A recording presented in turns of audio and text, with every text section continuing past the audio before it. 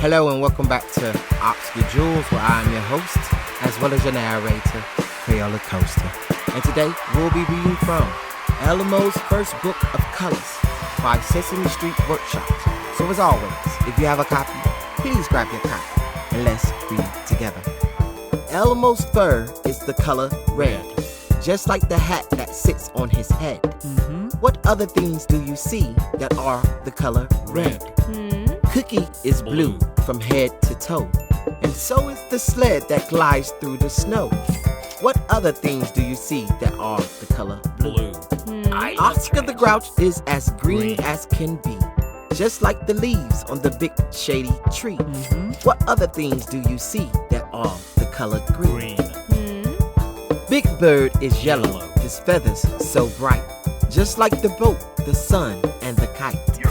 What other things do you see that are of the color yellow?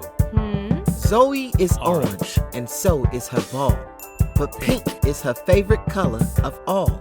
What other things do you see that are the color orange? What things in this picture are pink? The end.